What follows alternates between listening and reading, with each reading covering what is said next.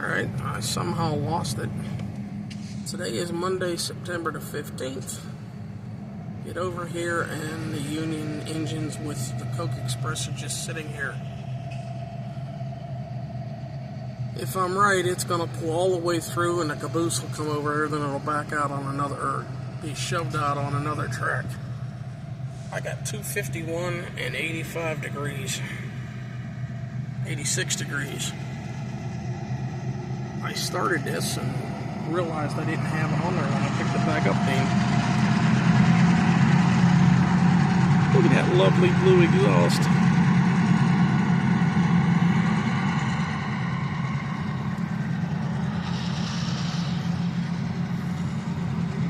Let's see, there's 34.19. I think the first one up there is 31. And the last one back toward the cars is 20.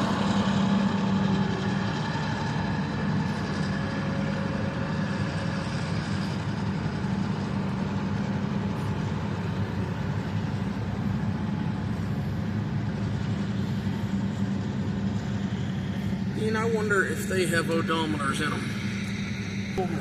Probably more tachometers. Well, yeah. But what I'm curious of is some of these engines have been here since... Well, when did they make these MP1500s? The 50s and 60s? Something like that. So you're looking 60-year-old engines. How many millions of miles they got on them? That would be the hour gauge. Okay. Well, how many hours they have? I'm just curious. That was been in New York. Yes. I'm going to get hate mail for that. Not every graffiti artist is in New York. California has some nice ones.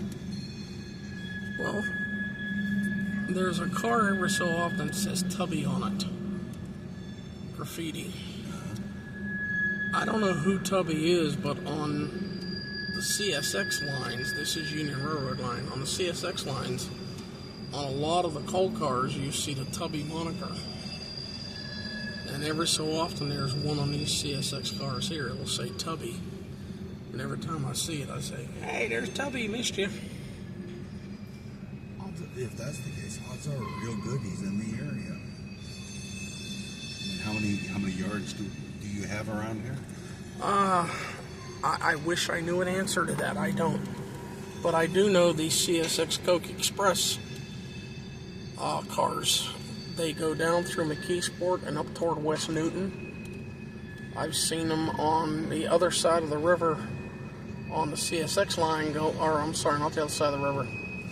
It's the same side of the river we're on now. I've seen them going through Homestead toward Ohio. Okay. Yeah. So we know they got that big yard just outside of Homestead. Yeah. Where I want to go over to is Conway Yard. I'd like to get somebody to ride over with me one day. It's in PA. It's a huge, I think Conway's Norfolk Southern, I think. I'd like to go over and just spend a few hours videoing and put them up on YouTube.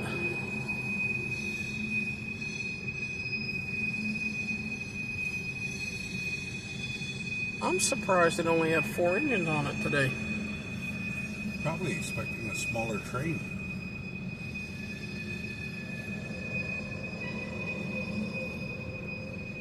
Most of the times, the engines that go down into Edgar Thomson on the closest ramp toward us, there's 3 engines, and it'll take in gondolas and empty slab cars.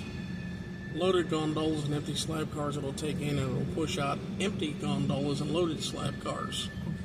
And there's, I believe, 2 different engines that work down in the yard that I don't think I've ever seen them come up here on these viaducts. But I do know down here, Dean, way down the bottom there, there's a fence.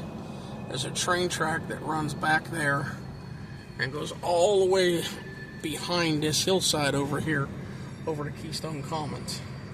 And ever so often, one single Union engine will push cars back in there into the Keystone Commons building and come out without them. And other times, the engines will go in with no cars and pull cars out of Keystone Commons.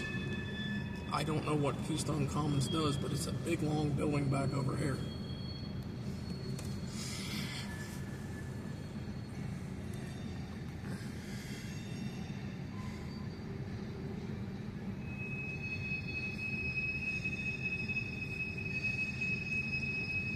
Now, one thing I want to show you. The cars coming in, if you look out to your right, is on this side of that signal bridge.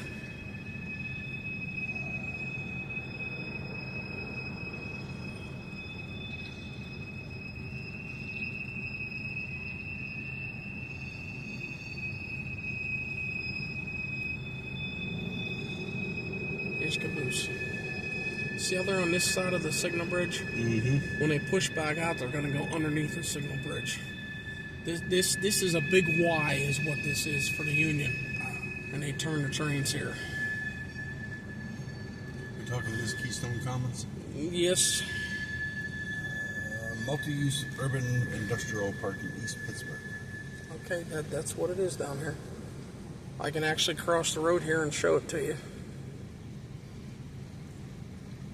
So they're probably either dropping off raw materials used for one of them, or there may be a company in there that repairs cars.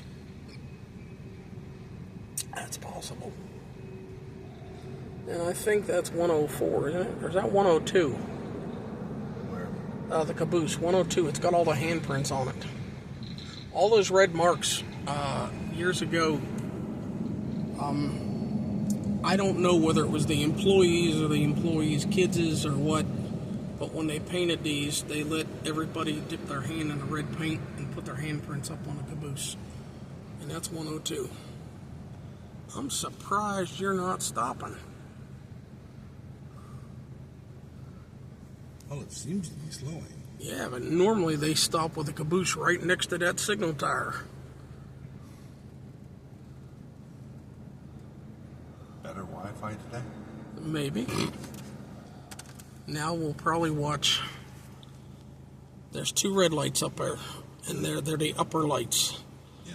The left red light will probably go yellow right below it, and then all the way over, but below it there's a green light that'll come on for the train to pull out or be shoved out.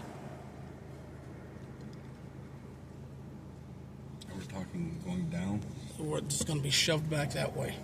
But it's going to go underneath that signal bridge to go left. Okay. Yeah.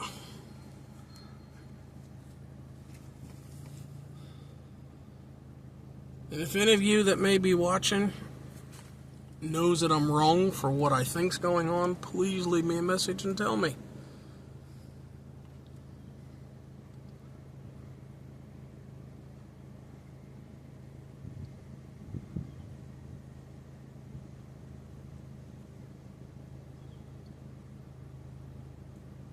I'll pause it till the light changes.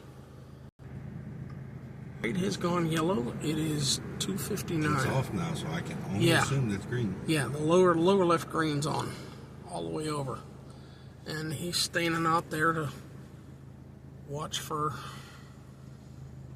What do I want to say? Other obstacles and other trains. Yeah.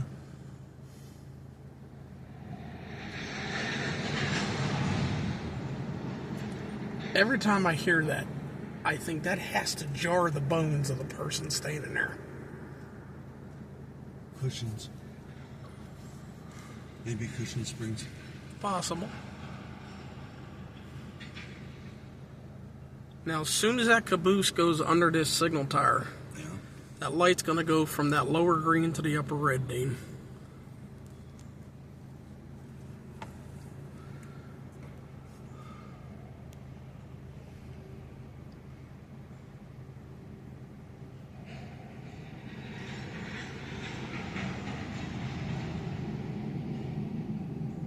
Boom, upper red.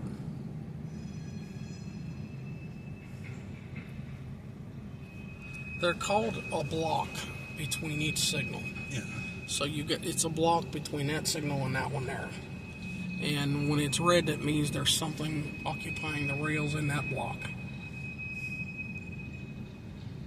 So this is basically, okay, I see what you're saying. I got ready to ask a dumb question, but I caught myself. Ain't no dumb question. Look at me. This is going to go up on YouTube, and what I say a couple minutes ago. If anybody watching knows that my information is wrong, please tell me. Leave me messages. Tell me.